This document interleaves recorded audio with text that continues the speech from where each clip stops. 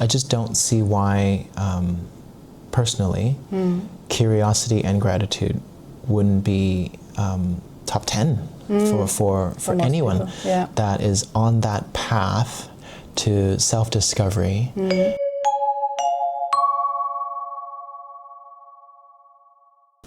Welcome to the Human CV with my first guest, Kai J. Lee. That rhymes.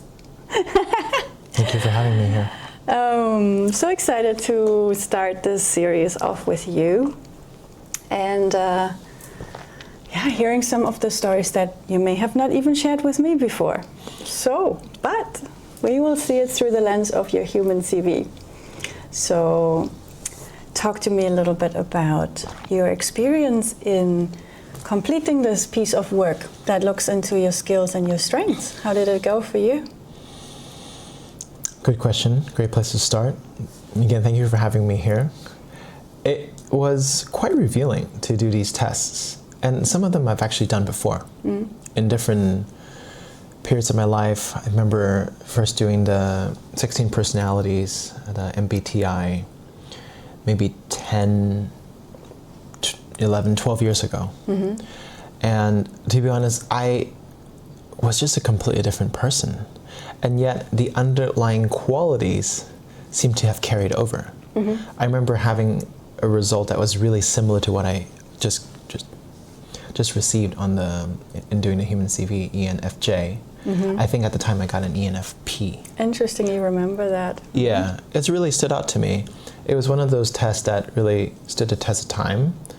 And having worked in international development before and working in Latin America, a lot of the SDGs, or Sustainable Development Goals, are really close to me in my personal and professional life. And in the work that I did in Panama in particular, it was a lot about life on land, which I chose, and sustainable communities and cities. So it just brought back a lot of memories. And even though all of our cells have changed over the number of years, the underlying qualities and what I'm interested in, I can see haven't changed too much. And then, the other tests, like the VIA strengths, the top 5, and the DISC profile, some of it was a little surprising. Most of it is like, I've gotten to a point in my life where I know myself well enough to not be surprised by these test results. It just really reaffirms who I have realized myself to be. Yeah, I'll leave it at that as a starting point.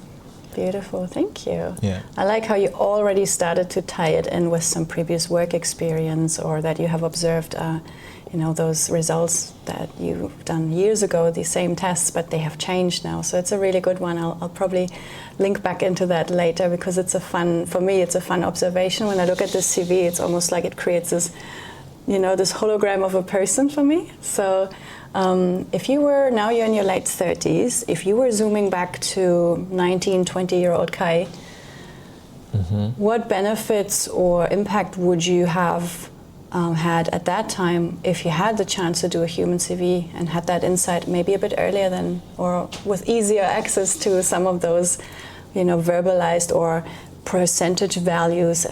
You had to probably find them out later on, most of them. Yeah. But if you had something on 1 or 2 pieces of paper that was as clear. Yeah, and concise. Yeah.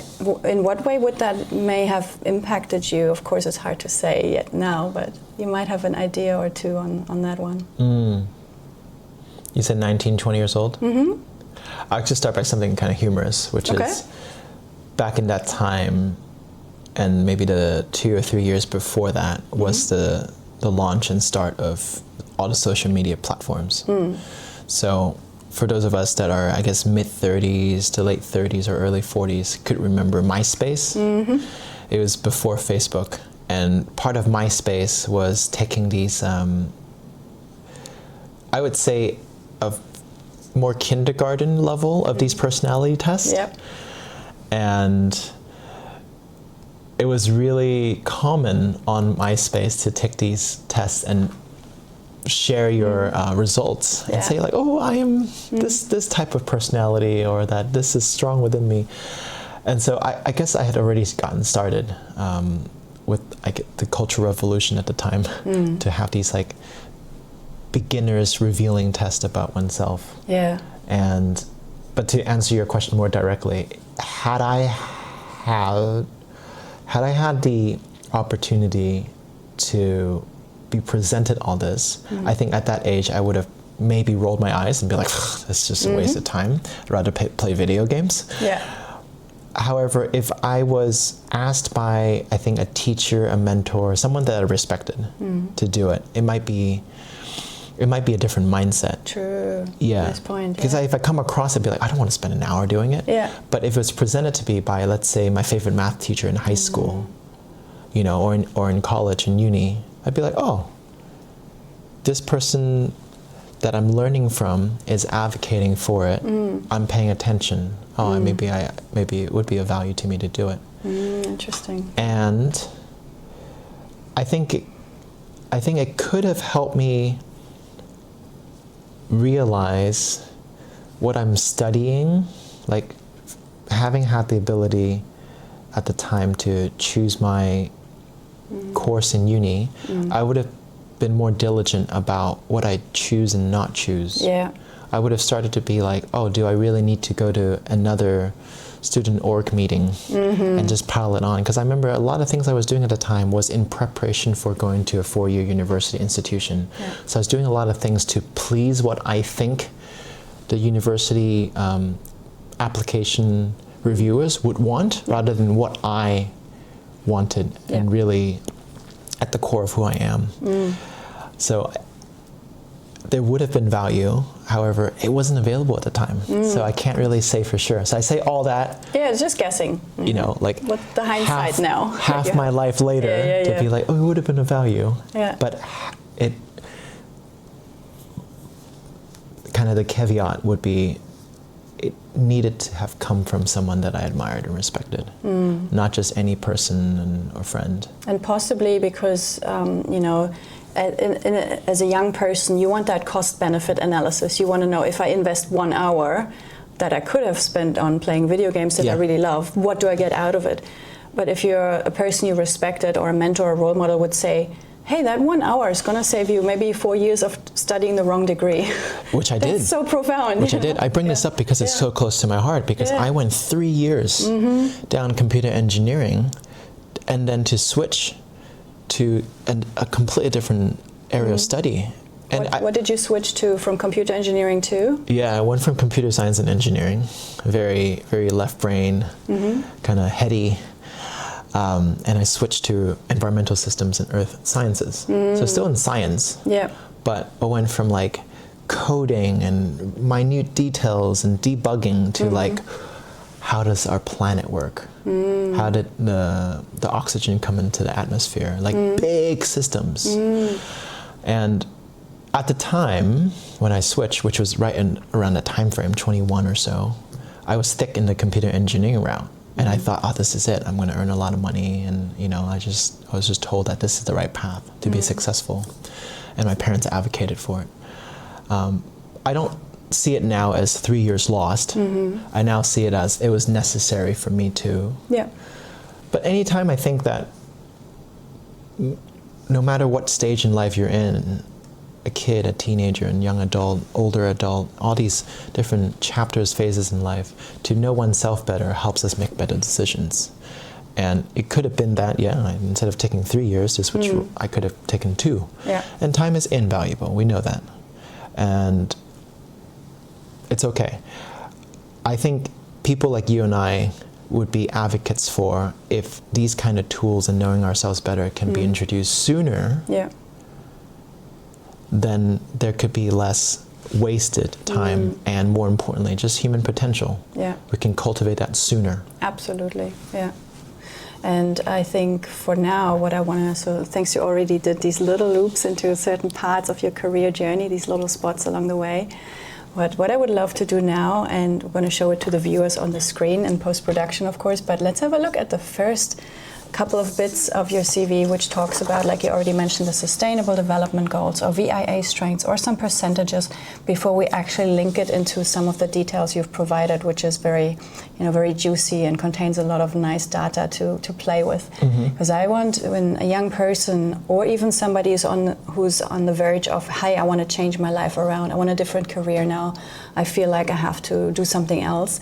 They might have that top stuff because they answered a few questions, they got a few percentages or strengths, but they cannot really see how that might play out. And as over time the Human CV channel grows and has all these interviews with people who have maybe even the exact same strengths as you, but it played out in beautifully different ways that are all exciting. So that's what I would like to make a little link between. So the first thing that actually stands out for me is when I jump straight into your DISC profile. Okay. So just from the numbers, when I look at that and I see these are in a normal range, 20 to 43%, your dominance, your influence, and your steadiness. But then the compliance is a bit of an outlier. So for me, this is the CV of a rebel, of someone who is like, I want to do things that are important for the world, like you have your values up here, and ENFJ acts based on the feelings, how they feel about things. And then compliance is, do we have to do it in this way? Do we have to do it with 100 pages of paperwork? Why are these taxes there? Why is that, blockage on the road? And I'm assuming here, how did that potential rebel number here with a very low compliance, how did that enable you to do things that are not in line with the norm, the status quo, everybody does that in this way and therefore so should I? Because that one stands out to me. So if I get a human CV with that, I'm like, ooh, this person could innovate, they could find shortcuts, they could break out of an existing family mold or tradition. When I say those, how does it, play out in your career or life? Yeah, and before I ask that, and thank you for a really well-structured question, I also see it as maybe this person, and not necessarily me, someone that has lower compliance would be able to bring a perspective that's not often considered, thought of, presented. It's the think outside the box kind of thing. Not necessarily. It could also just mean I break the rules because I hate society or I hate the government. This could also mean that. But that's what I'm saying, how did it come up with maybe an unusual lifestyle, or maybe you have explored travel that most people wouldn't travel to. How did that show up in your life? Nice one, yeah. Wow, this could be this could be a whole mini book series on its own, huh? Yeah, we've got time. Yeah. I'll flow with it. I'll flow with it. Whatever comes up first. I grew up pretty compliant to family, culture, rules in society, and not getting in trouble with other families or law enforcement. And it was just really steady, pretty normal, going to school, doing my homework, playing sports with my mates, and going to art classes. And there's not a lot of deviation from what was prescribed to me by my caretakers, which were my biological parents. And the schools and neighborhoods that I grew up in were all middle upper class. So it was just like, this is how you do it. And there was not a lot of questioning, and we're all trying to be some like perfect version that society has told us to be like good behaving, contributing citizens. To please the parents, or what was your driver at that time? I think as an Asian American kid growing up, a lot of it was to please the parents. And because we had left all of our extended family members, we really just had, I know I say we, my sisters and I, just had our parents to look up to and be with. We didn't have the extended family members to model after and have examples from aunties and uncles and cousins because they were so far away. So that was, you grew up in Hong Kong, and then at the age of 10 you moved to LA, or your family moved to LA. Thank you for that information. you had that really strict Hong Kong, Asian background that we have stereotypes about, and then you moved to very westernized, very open-minded culture with different rules and expectations and how to fit in. Well, what I learned quickly was at school, especially in a multicultural part of Los Angeles where my parents moved me to, there was certainly, I witnessed different standards and cultural norms at school, especially with a lot of my multicultural first and second generation immigrant friends. And then of course with the teachers and just the rules in school, like that's the way it is, but it's mixed. But at home, different. I needed to speak my native language. I needed to eat foods a certain way. Certain foods were presented and not other foods. And there was like strict homework time and no video, like for example, all these things. So I just kind of like went with that, never really questioned it, because again, I didn't really have much beyond just friends at school to see a different way of being. But I didn't have like close friends to really see like other alternative, because we're all growing up in this suburb anyway. So the breakthrough really is when I went off to, in the US they call it college, which is not high school here, but it's like the step between high school and uni. Junior college, community college, that paves you for a full, like, what age are you in that time? This roughly? is like 18 to 21. Oh, okay. Yeah. I got exposed to people that were in very different socioeconomic levels, different upbringings, even more different upbringings, and people that were young adults starting to formulate, this is what I want to put in time and devotion into a particular area of study. I'm interested in fashion. I want to go into engineering, And I went, And I think as a young adult, as our brains really formulate, you just have deeper understanding and realizations that the path that was set by you, by let's say your parents, siblings, and family members, is only one way. And there is multiple, and later I found out infinite, ways to be. And so the first like bubble burst was when I left home, but still live at home, to go to college. And then the second, which is the bigger bubble burst, was when I moved away from Los Angeles to go to a 4-year university institution in San Diego, that I lived with flatmates and an even larger student population. We're talking like 20,000 undergraduate students. And I rubbed shoulders also with people who were doing a master's and PhD, so larger age range. And professors felt like the age range with them was far less. And then with that came student interest groups, advocacy groups, ability to travel regionally and internationally. It all expanded my way of being. And so I say all this because I think it's important to give the context and say, wow, I realize the greenhouse and the bubbles I grew up in Hong Kong and LA, were just such tiny fractions of what's possible in the human experience. And a lot of the rules and regulations set in place aren't actually, in my opinion, set for humans to be their unique selves and to be expressive. And in some cases, I would say that it may hinder their development.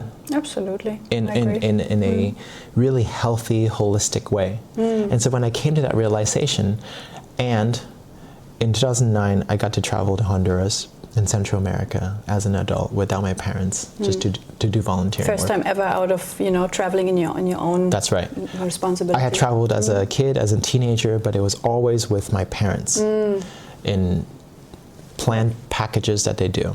Now this is me going to a lesser developed, I have air quotes here, developed country to see a different way of life. And that blew my lid open once again.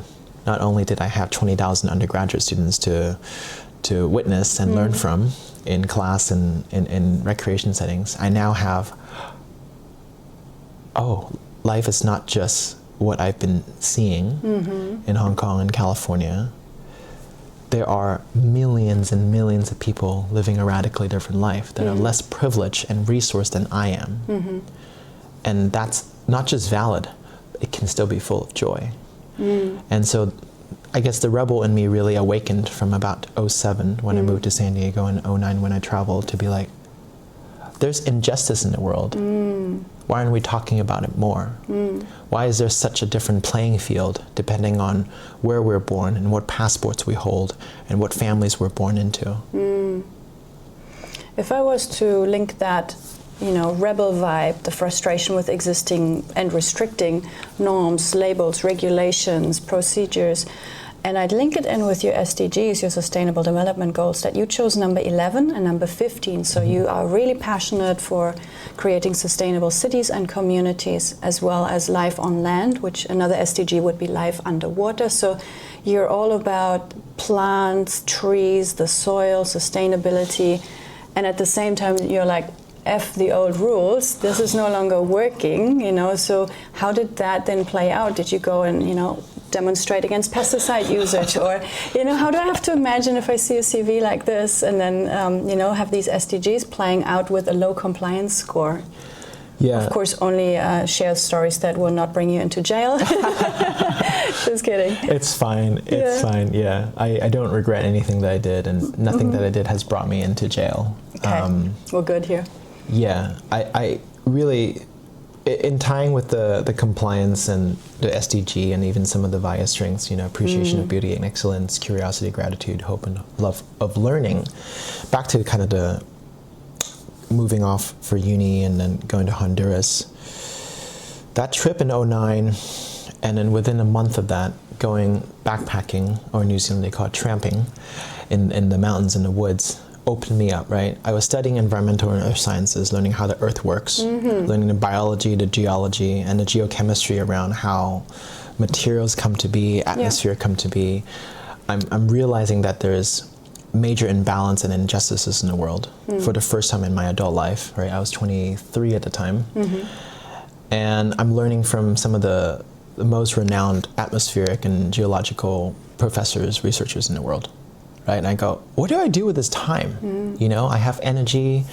There's a lot of advocacy groups on campus, which I'm really thankful for, from like veganism to better environmental policies to better waste management. And so I got involved with all of that and more. Find ways in which I could partner up with other students that feel the same way, have a channel with the university to change their waste management policies, so that they can divest from maybe fossil fuels and other investments that we feel is not aligned with the values of us as a student population and what the university outwardly say they stand for. And so we realize, when we band together, there's a lot of power. And when we band together, we really feel like we can make a positive impact difference in the world. And so that was really the start of it. I found a lot of feeling of, I didn't have to, I think I'm stumbling with words right now because I didn't have that vocab at the time, but I would look back and say it was a sense of purpose and belonging. Right, yeah. Yeah, with other students. Yeah. And even some teachers that joined in and was like, hey, we don't stand for this. Yeah. If we know that the atmospheric is warming and the ocean is acidifying from anthropologic human-based activities, why are we putting, some X percentage of the university's endowment into Mobil, Exxon, and all these non-renewable energy sources? Why aren't we being the leaders and the examples of the future that we want to live in? So that was the start of my advocacy, and certainly there was times on a megaphone. We drew posters, we marched, we signed petitions, asked other students to join in, and it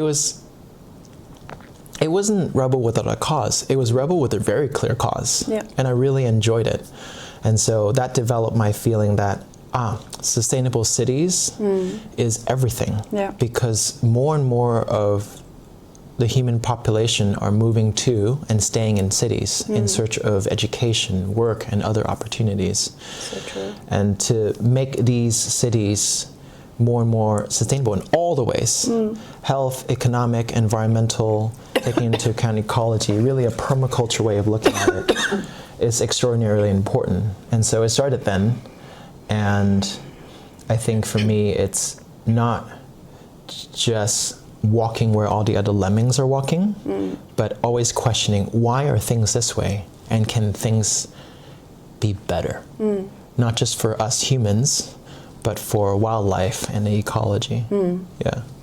That's amazing, and it's so fun to see how from a few little personality tests such a rich story time can come together, from upbringing and boundaries around, you know, this is how you behave culturally, or even the foods you eat, to then, hey, by the way, and then I learned from other people what is possible, and therefore I went then on that path and that path. So pretty impressive how it all just comes together like that. Now, the other thing that I just got out of the story you shared is you went onto this college, not university, just the steps in between. You were exposed to all these other people all of a sudden, 20,000 students, a different city, San Diego again, doing all these activities and student groups. So I would assume by that story, wow, this is a social butterfly, full-on extrovert, you know, out 24/7 except coming home to his dorm to crash.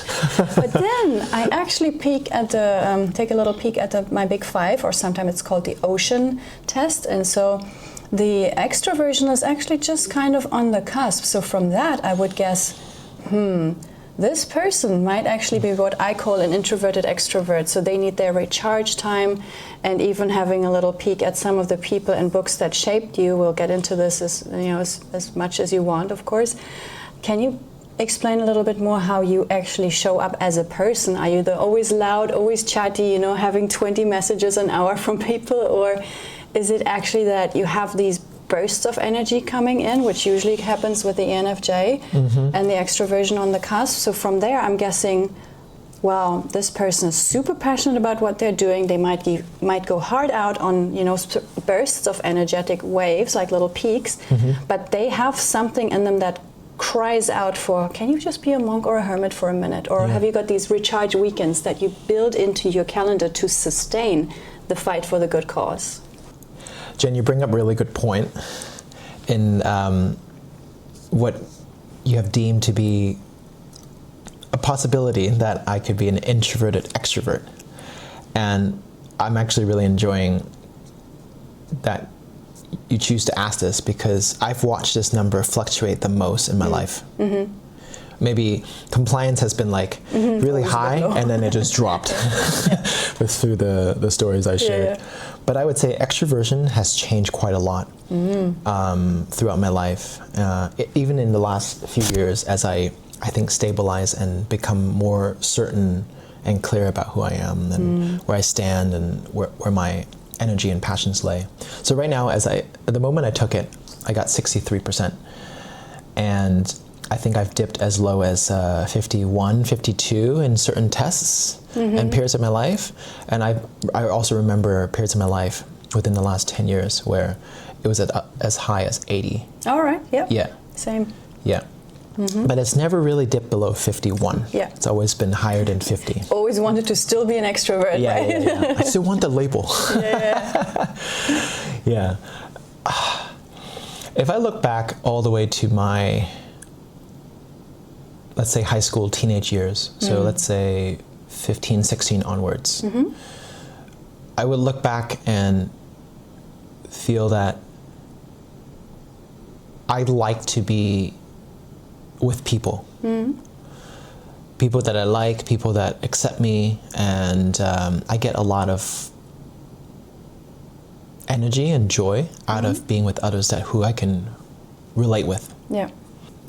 And as you mentioned earlier, there are times that I just really enjoy being solo, and I get a lot of recharge. Maybe reading a book, just being on the internet, nature time, video games. I'm like thinking that the whole last like 20 some years. Right. Before it was more like solo playing video games. But in the last 15 years, it's a lot more. The communion with nature is really important, and I find that a lot of my nature walks and kind of outdoor adventures, it's a pretty big mixture of like, sometimes I just want one human, sometimes I want a small to big group, and a lot of times, maybe half the time or more, I just want to go on an adventure of my own, and I'm perfectly happy being out in the middle of a forest or a new city on my own and just enjoy my own company. Great. Yeah, and I don't want to receive all the messages. And I think friends who have known me for a while know that I often take a few days or even a few weeks to respond because I rather respond when I'm in a good space than to rush and get back to them. Yeah. And so, I'm noticing more in the last few years as I spend more time in temperate places where there is pronounced seasons, that it's somewhat too very correlated with what season of the year we're in. Right. So in the spring, summer, early autumn, I tend to be more extroverted. Yeah. And later in autumn, winter, early spring, I'm still like, I need some recharge. Hermit time. Yeah, and my projects change, and I think how I get a sense of satisfaction day to day also shifts. And it's actually really beautiful to watch, that clarity that comes through. Now, there are, of course, moments during the winter I'd be like, I really want some good company. Yeah. And I think that's the beauty of living in cities. I can go to a music event, I can go to a gathering, a potluck, and feel that sense of community and having that extroverted energy around me. And I just go home to my quiet cave. Yeah. Yeah, it's really nice. Yeah. Good points you're making. It's funny that it can be visible in a CV just by looking at a few numbers and saying, tell me about that. You briefly mentioned that you've done 16 personalities, or Myers-Briggs as they are also called, when you were younger, and you said, I noticed the changes over the years from ENFP to ENFJ. Now, for those who don't know, the P is more somebody who goes spontaneity, doesn't have a long-term plan. The J is the person who's like, okay, when will it happen? I put it in my calendar. And, just more systematic and more analytical almost when it comes to, using their time and their energy. And they may not be as spontaneous, or they are spontaneous if you let them know in advance, that's that kind of joke. Do you notice when it happened, how it played out, maybe even a reason for why you might have moved towards the J in that 4-letter acronym? Great observation. Great observation. Thank you.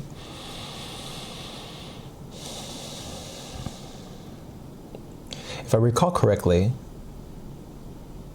the 2 to 3 times I've taken the Myers-Briggs or 16 personalities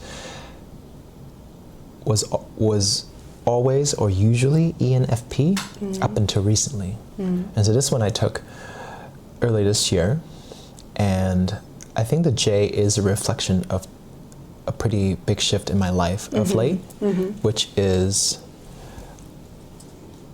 the shift from being nomadic and unstructured and going with the flow with almost everything in life to one where I do want some predictability and stability without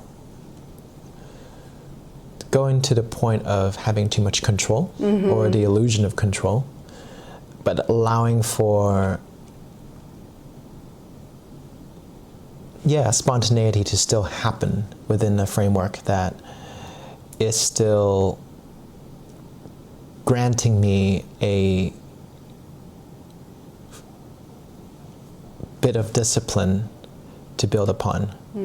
So I'm still not compliant by being a bit of a rebel, but I'm seeing the value and benefit of this kind of J attribute, which is... You're a rebel with a calendar now, let's face it. with a planner. I'm a rebel that actually uses Google Calendar. Yeah, exactly. And invite people to it. So you can rebel more strategically. That's best of both worlds. It's a powerful rebel. Yeah. I like that. Yeah. I like that a lot. Yeah, a rebel with a booking calendar. Yeah, so for example, for the first time since the end of uni, I've signed a 1-year contract on a house, right, to rent with my partner. And this would have felt like I'm a kind of tied down, almost like imprisoned to a place. No longer nomad, Yeah, but I'm just releasing that kind of label even within me. It's like I don't have to be that for the rest of my life. Maybe that season is passing, and I can still live very freely and do the things that I really want, to be with the people I want within a container that I've chosen to have, like, oh, I know where I'm going to sleep tonight. I don't have to think about it. Yeah, frees up your brain to do other things. Yeah. And I'm already seeing the shifts where, oh, I'm actually better dedicated to deep and existing connections. Whereas before it would have been like, oh, I make these friendships that last for a few days, a few weeks, maybe a few months at the most, and then I say goodbye. Yeah. Yeah. It was really easy to release and let go. But now I'm going, no, I really actually want to grow some of these connections with the land, with the people longer. And with that comes a need to be more grounded and steady with certain aspects. So I use that house example because to many people it may feel like, oh, that's just really normal. But to me, letting that go, letting that P go, inviting in the J, it's a fun witnessing to the changes within me. Yeah, almost like the seasons change and you're not sad that summer has left now. You're like, oh, I love autumn also, and I use what it has to offer. Yeah, 100%. That's a good one. Yeah. Which leads me literally straight into gratitude. When I look at the VIA strengths, and just for the watchers of this, in the last minute when I developed this final version of the human CV, I decided to remove the Gallup or Clifton strengths and go into the VIA bubble. And so it's been a really well-researched strengths test that people can now do. And so in the top 5 that it gives on your CV, they are ordered by alphabetical order. So it doesn't mean that appreciation is your top one. I see. It could have been, when you finally got your results, that maybe love of learning was the first. So don't be too hung up on the order that it shows up here. Gotcha. But with gratitude, for what you've learned, for what you have already seen, then you have curiosity, always wanting to know more, love of learning, it's very closely correlated, and hope. I love to call it optimism because it's always, thinking that this will be for the best, or there will be a lesson or some benefit out of this, even a bad situation.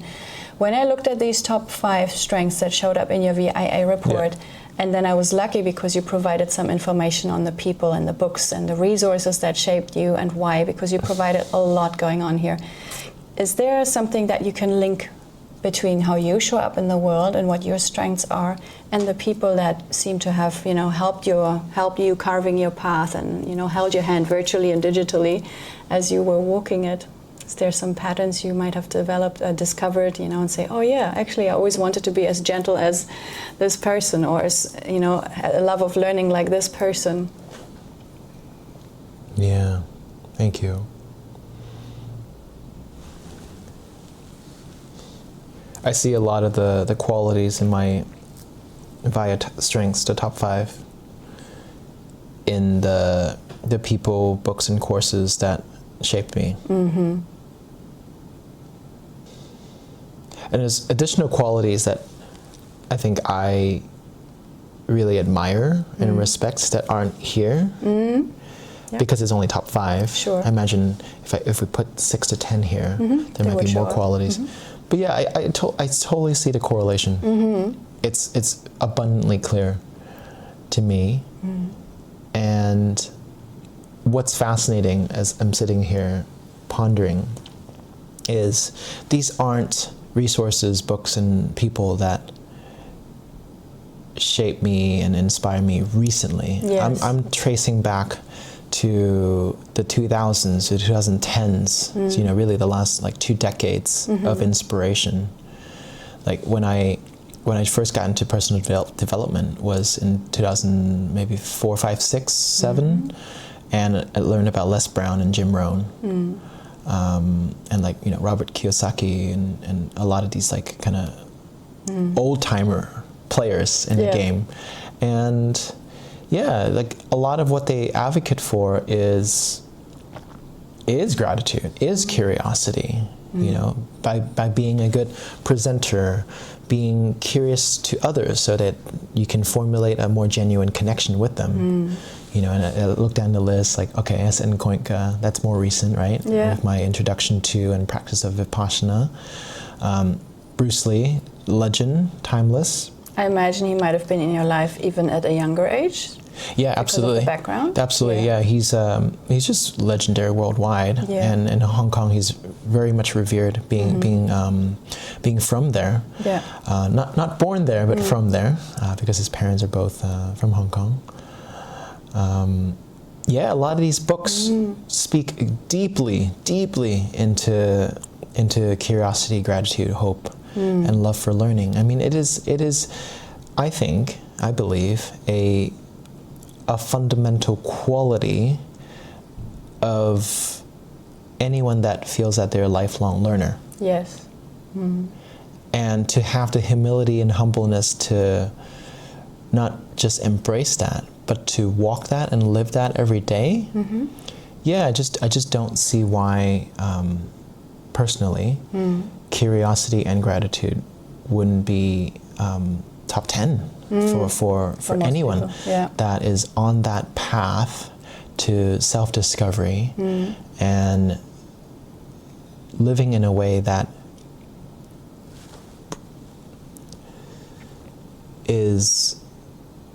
takes into consideration other people, other living beings, and being in service of more than just their own individual vessel. Yeah, but I feel very strongly about it. And so some of these books, of course, it's like amazing indigenous teachers and kind of spiritual teachers and coaches. They all really package these qualities in slightly different languages and examples, but fundamentally underneath, I feel, are my top 5 strengths. Yeah. So it's really funny if we start to stay on that topic, but widen the focus again once more and include those SDGs. So I cannot remember one of the SDGs that is just, serving my own purpose. The SDGs are always including other, whether it's, places, or whether it's wealth, or whether it's health. It is always looked through the lens of other people should get better. And even the last goal, number 17, is partnership for the goals, right? So when it comes to you choosing your current work, your projects, the people you are collaborating with, having all these people backing you and having infused you with their wisdom and their perspectives and their thoughts, how do you currently go about including more of those sustainable development goals, sustainable cities and communities and life on land in your current MAHI, which is, videography, storytelling for businesses? How would you say this is starting to show up, or has been a red thread that is weaving throughout your MAHI, through your work? Kia ora, yeah. That's a great next segment to dive into. Yeah, so you extracted that information really well through my answer here with the main passions and topics of interest. Yeah, I don't see passions and interests separate from my MAHI, my work. Yes. I've interwoven, as you say, that red thread. If these were different pie charts, they're very interconnected in my world. Yeah. I don't see them as separate passions and interest and work. If I had to show up 4 to 6 days a week, and put in 6 to 10 hours onto something, I once, and this 20-year-old me would have agreed with it. 30-year-old me would have agreed with me, and the me now is like, it's non-negotiable. Yeah. Actually, it's not just a want to have; it's a need to have. So if I'm going to show up with my attention, with my energy, my skill sets, my hands, my feet, I want it to be such that I'm serving myself, my community, and the greater region. So an example I can give would be, after I finished uni, I decided, well, I really want to see the world, because Honduras and Panama gave me such new and beautiful lenses to see our globe in a way that even my multicultural upbringing in Hong Kong and LA didn't give me. I wanted to see sloths in the jungle. I wanted to dive and see sea turtles swimming with me. And I want to learn about different languages and tribal dances and songs and even fashion. Like, there's just so much variety and beauty out there. I was like, okay, how do I potentially keep learning in a way that's not in a classroom, because I want to learn from the world and different people?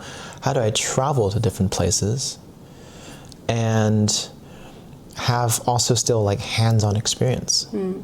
So I combined all these things and I decided, what are some of the ways in which someone that's a fresh grad with just a little bit of work experience and a degree to be like, ooh, I have a bachelor's.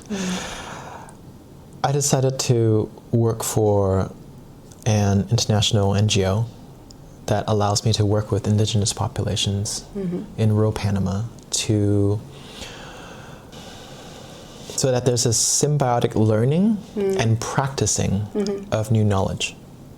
And while doing that, give them and give me the tools to better know ourselves and just formulate that exchange and bringing other people in so we can all learn from each other. And given that it's Panama and you were born in a Cantonese-speaking place and then grew up in an English-speaking place, did you have translators to make that work, more palatable for you? Or? Yeah, and part of that was also, let me learn a whole different language. Right, so you really truly immersed yourself in that time. Yeah, so I'm like, okay, I'm going to learn Spanish. I'm going to be with coworkers that are a mixture of English speakers and Spanish speakers, and also their indigenous languages. And I'm going to throw myself out there so that I'm far from all the, I can call it now, the distractions in life, so I can just really dedicate by living on site, right? Living in the city, in the town, in the village, to be like, I'm here for that. Okay. Yeah. How would that same example translate into your work today, what you're doing now in New Zealand? Yeah, I don't think the formula has changed too much. I'm really in it for my own growth and for all the facets of truth and equity that's out there. And wherever there's a way for me to lean in and listen and learn from and hopefully bring something of value. And what I bring of value through my interests and passions are my technical skills using cameras and microphones, right? My ability to bring curiosity and love of learning and appreciation of beauty and excellence to collaborate and learn from people and record the essence of their lived experience and their stories out so that it could inspire learning, change, or some sort of action that promotes symbiotic learning and creating a world that we truly want to be a part of and live in. So collaborating with, for example, Conscious Impact in Nepal, where there was a need after the earthquakes in 2015 to rebuild, and they chose to rebuild in the most environmentally sustainable and also economically sustainable ways, which was with earth bricks and earth building techniques, which then evolved into environmental restoration by lessening soil erosion by planting trees and bamboo and other native species. And I got to take part in that, learn what life is like in rural Nepal and apply my camera equipment and storytelling skills so that Conscious Impact as an organization, as an idea, and share that kaupapa, that purpose and values that they hold out to the world to see. And there was a lot of buzz generated because the world was like, oh gosh, there was such tragedy and loss in Nepal, but out comes Conscious Impact and a whole plethora of other individuals and organizations that rose to the calling to be like, well, what can we do for our fellow brothers and sisters?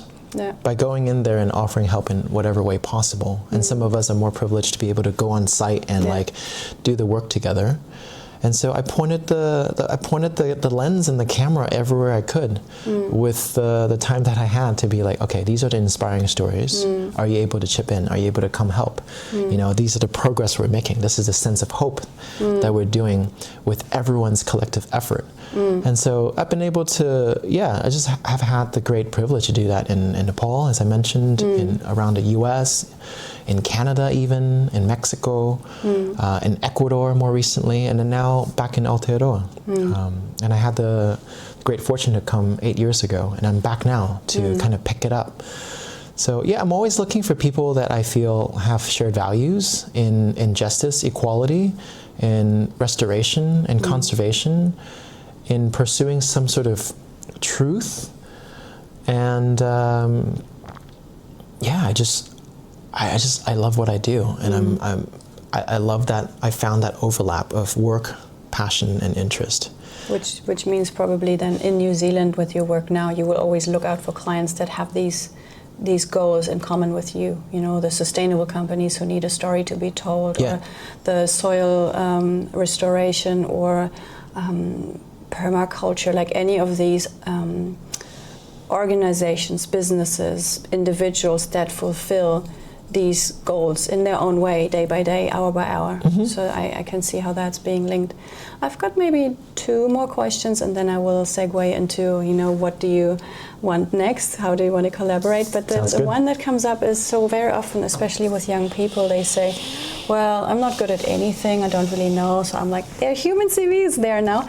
But another really simple way to often find out what is easy for you, what is special about you, is when I ask someone a question and the question is like, hey, think back of what is something that people always praise you for or give you comments and compliments for, and you just go, it's not a big deal. So easy for me, you know, I don't even think about it. Is there something that you can dig in your memory bank and say, oh, what do I often get praised for? But I'm just like, it's normal. Everybody should do it this way, isn't it? So I'll repeat what I heard, so we're both clear. So I'm hearing young people or even adults who are unsure about what they're good at or they're interested in, and your suggestion, invitation, is to remember, what do people often praise them for? You're so good at knitting, or that meal you made was really tasty. You know, things like that we may forget, but that could be a good pointer. Hey, am I hearing that right? That's right. Cool. It's a nice little shortcut for some personality tests that they may not want to do. Fair. It's just a one-liner, you know. What do people praise you for very often, and you just often shrug it off because it's so natural to you. So this is a really good way to go back and like think, oh yeah, like Uncle Sammy said that. Or maybe you're like a really good listener, you have a lot of patience, and you're just like, yeah, but everybody should do that, shouldn't they? Yeah, cool. It may or may not come up in your memory bank for now. So my experience of having received some of these maybe feedback, comments from others. One of my high school friends that I haven't been in contact with forever, I remember, it's like one of those like little snippets that you remember and you don't know why. Yes. But you look back, you're like, oh, that's over half my life ago. But yet that really stood out, and it's like really touched me and stayed with me. Her name's Tiffany, and she said that you're very agreeable. Interesting. Yeah. And you listen really well. I remember being so, I can say now, touched by that answer. I didn't even know how to respond at the time. But obviously, like 20 some years later, I still remember it. And it shows up in my mahi, in my work now, because so much of what I do, especially if I'm interviewing and bringing out the story, the mission of an organization, is about leaning in and asking the right questions for the story and the underlying reasons to come forth. And I think that quality has always been there. The difference now that I'm an adult is I've nurtured it. And so, yeah, you bring up a really good point. It's like, think about what your friends, your neighbors, your family members say about you. And if you don't know or you've forgotten, maybe ask them. Exactly. There's always people around that, you know, could give some valuable feedback, but we often don't think about asking them. What are some qualities about me that you enjoy? What have you witnessed in me that you appreciate? And then some things could come up. Yeah, I think I'm in maybe a small portion of the population that is clear about what my offerings are, what I'm good at, and I've taken really conscious steps to nurture it further. So I'm clear on it. But yeah, I think for those who are younger that are unsure, besides asking people around you, maybe your teachers, and kind of surveying, your circle, your village. Another thing that I would encourage folks to do would be to volunteer. Absolutely, yeah. I'm with you on that. And as a starting point, as a young person, just try a little bit of everything.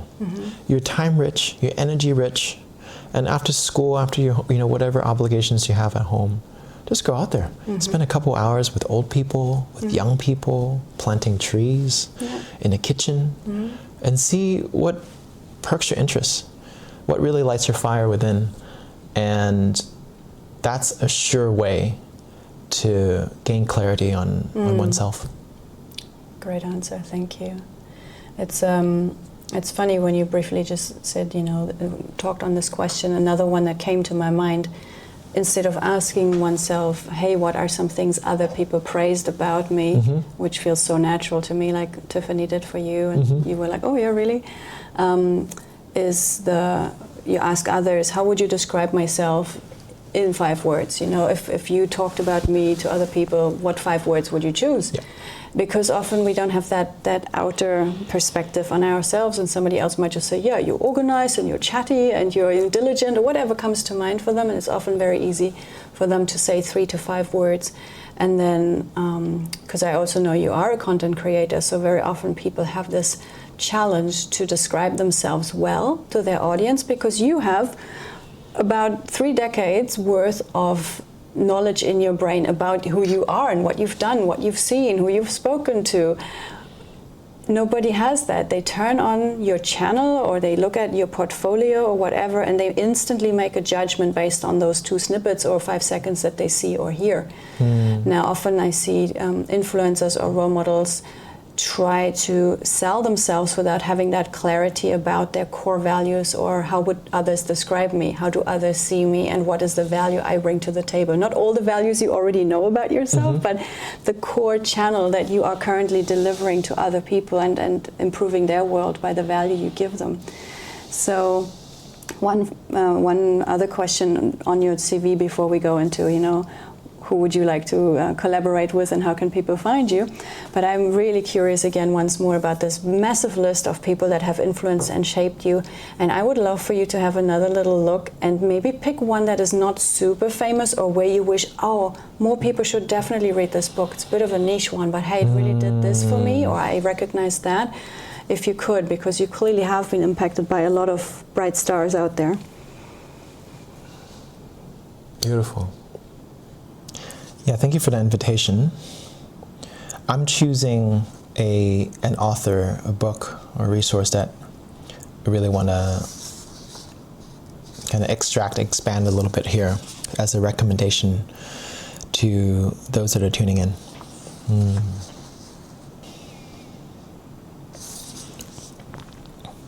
Well, I couldn't guess or imagine what's going to touch people the most. I can only speak from my own experience and wisdom.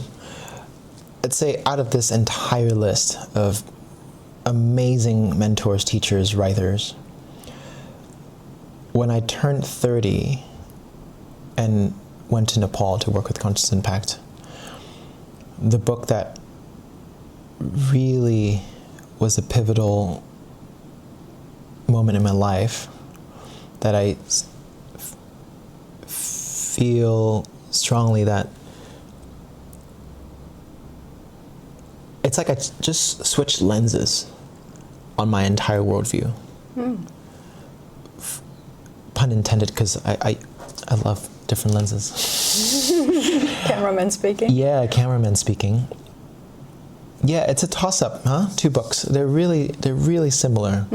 It's Many Lives, Many Masters by Dr. Brian Weiss, and The Path Less Traveled by M. Scott Peck.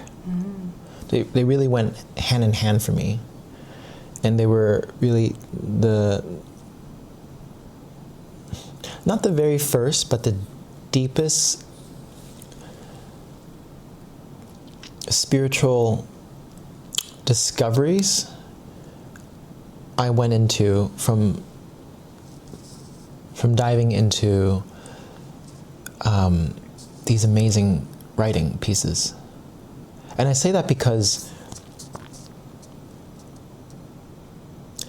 that late 20s to early 30s years were the years I went from being a pretty hardcore atheist, thinking that and believing that, even advocating for, there's no God in the world, that it's all a biological soup and we're slowly evolving through hundreds of millions and billions of years in this universe.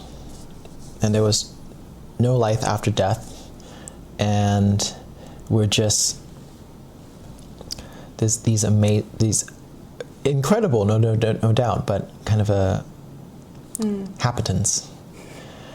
But as I read these two books, and one similar to it, but these two in particular, it allowed me the imagination and possibilities that there's something mysterious and divine with life itself, whether it's our life, other people's lives, or a ladybug or a whale, that cannot be encapsulated by any human language, that cannot be dissected into smaller subatomic particles by science, by physics, by chemistry, and can only be seen, appreciated, and left as the mystery and beauty as it is. Right? Said another person with a science degree who is now moving towards spirituality. Correct. Ticking the boxes of appreciation of beauty, hope, because there must be something else out there, and gratitude for I'm not just swimming in a primordial soup of Correct. of little one-cell universe. And I said in a video I recorded in the Monga in the mountains about a week and a half ago, there's a feeling of divinity ever since those times where I go, I can't ignore this. And it would actually be really limiting to try to box in all that has happened and all that is now only through the perspective and lens of science and logic. And Big Bang serendipity. Yeah. Yeah. It's all a coincidence. Yeah. And those two books really opened up. Have we been here before? Is there life before and after this life? You know? How are human problems still a thing? Why is there so much diversity in the planet?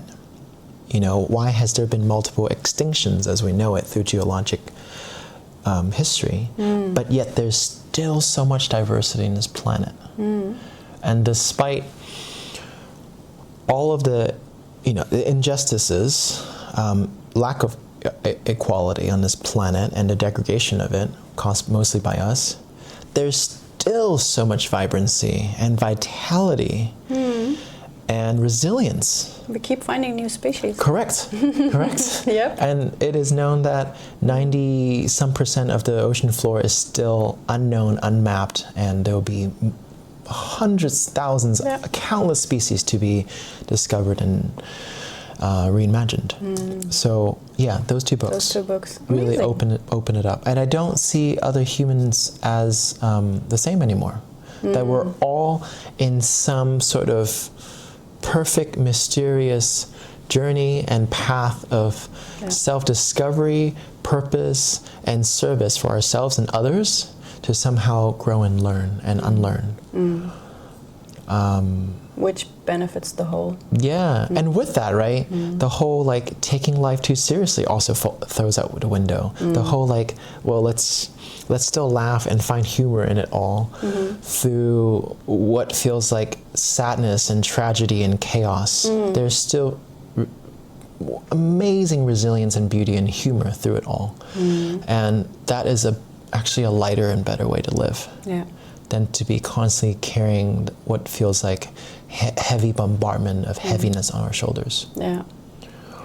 Yeah. And with that point, which you make so eloquently, I want to lead into that last little segment of our conversation, which is, if you have that heaviness and all that stuff, you would never attract people to fight the good fight with you, or to love the good love with you, if we use less violent language, but rather you want to attract people with what you can see, what you imagining could happen, what is possible, and it should feel light and exciting and expansive.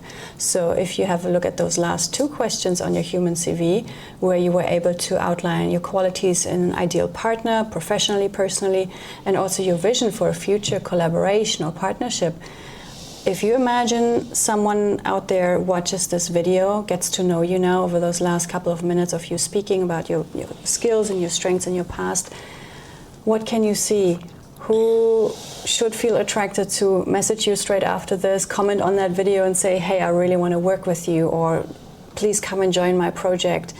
What kind of person, project, or opportunity are you calling in for future you?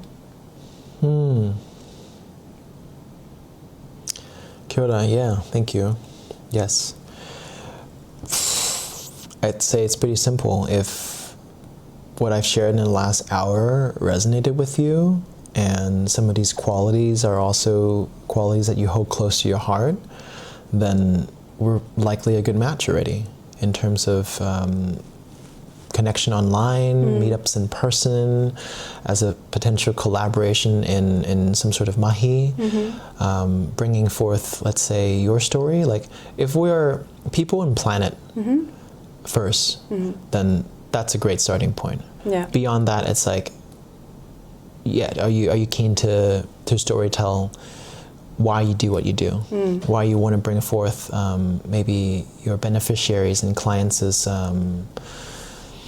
stories? Then hey, like I'm there for it. You know, like I'm here to serve the advancement of empathy and collaborative symbiosis. Like, big words, but really what it comes down to is, are we doing this together? Or are we all going to pretend like we're all individuals and chasing our own dreams? Yeah. You know which camp I'm in. Yeah. You have your extroversion hat on when it's needed to collaborate, but then you disappear for a bit and have the appreciation and the gratitude for the silence and the space in between those happenings also. Yeah. And then what I want to acknowledge to finish off is, I'm coming closer and closer in recent months and years that we're all the same underneath, the same needs, slightly different desires, but the need for belonging, love, nurture, warmth, and of course the needs of like food and water. There are things that are getting in the way because of where we grew up in, what passports we hold, what language we speak, and the skin of our eyes and skin. I know that humanity is going to move towards that.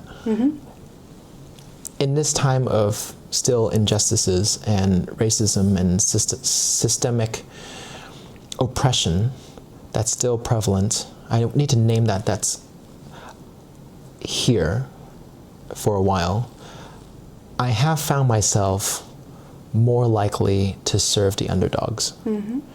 And I actually take great joy and pride to be able to serve a population that's often overlooked and lesser resourced. However, I'm not exclusive to that population, but I do feel that it is important for people like me, who are the current and modern storytellers, to be mindful of what kind of collaborators and clients I attract and bring in, because I'm in it to level the playing field.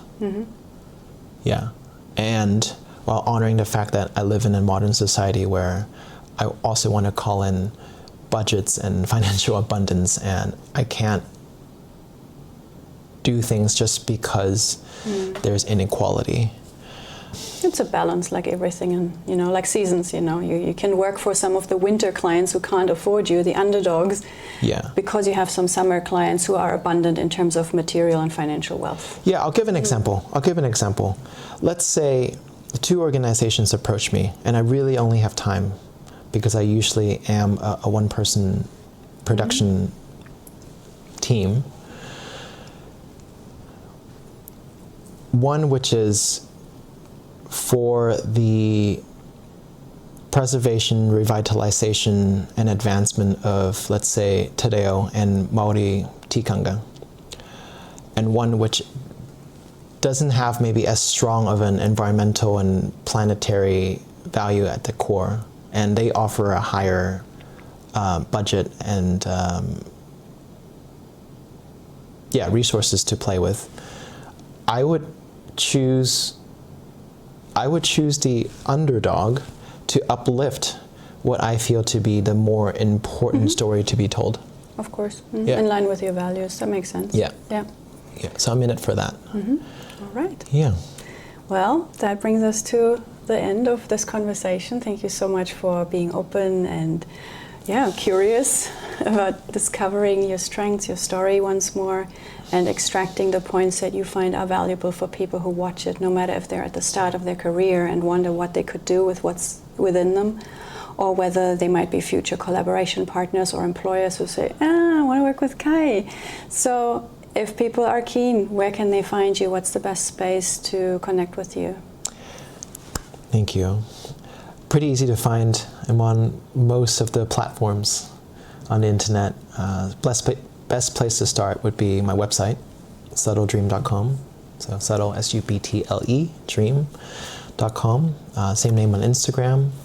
I'm Kai Jonathan Lee on Facebook, and I'm also on LinkedIn on the same name. There we go. We've got that one out of the way. We will also write all the things, obviously, in the video so people can find you there. Yeah. Thank you so much. Last plug. Yeah.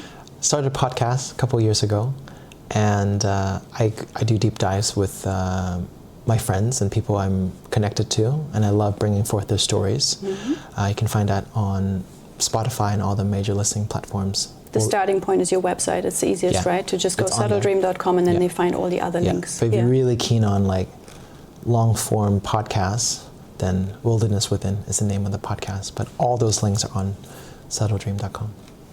Thanks for being here. Let's finish how we started with a... Hey! Appreciate the time, Jen. Thank you.